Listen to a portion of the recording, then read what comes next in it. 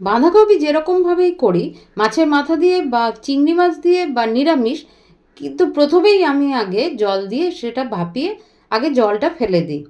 তারপরে এখানে যেমন মাছের মাথা দিয়ে বাঁধাকপি করব, তাই জন্য প্রথমে কড়াতে একটু বেশি করে তেল দিয়ে দিয়েছি। এবারে আলুগুলো ভালো করে ভেজে তুলে নিয়ে সেই তেলের মধ্যে মাছের মাথাটা দিয়ে দিয়েছি। মাছের মাথাটা ভালো করে এপিট ওপিট কড়া করে ভেজে তুলে নেওয়ার পর এই তেলের মধ্যেই আমি দিয়ে দেবো গরম মশলা, যেমন ছোটো এলাচ, দারচিনি, তেজপাতা, শুকনো লঙ্কা আর গোটা জিরে। এবারে পেঁয়াজ কুচিগুলো দিয়ে দিলাম তার মধ্যে। এরপরে ক্যাপসিকাম কুচি আর টমেটো কুচি ভালো করে নাড়াচাড়া করে নিয়ে আলুর টুকরোগুলো দিয়ে দিলাম। এবার আদা রসুন বাটা দিয়ে আরও সামান্য নাড়াচাড়া করে নিয়ে তার মধ্যে হলুদ গুঁড়ো, লঙ্কা গুঁড়ো, জিরে গুঁড়ো, ধনে গুঁড়ো, কাশ্মীরি লঙ্কার গুঁড়ো দিয়ে নাড়াচাড়া করে জল ঝরানো বাঁধাকপিটা এর মধ্যে দিয়ে দিলাম।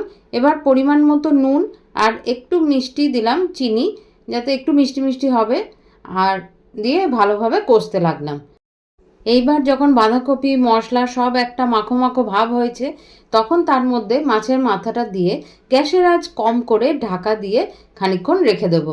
আলুগুলো সেদ্ধ হবে আর বাঁধাকপি থেকে যথেষ্ট পরিমাণে জলও বেরিয়েছে, সেই জলেই বাঁধাকপি সেদ্ধ হয়েছে, মাছের মাথাটাও নরম হয়ে গেছে। এইবার সব আরও ভালোভাবে নাড়াচাড়া করে মিশিয়ে নিয়ে এর মধ্যে দিয়ে দেবো ঘি আর গরম মশলা গুঁড়ো ছড়িয়ে দেবো, আর তারপরে ধনে পাতাটাও এর মধ্যে ছড়িয়ে দেবো।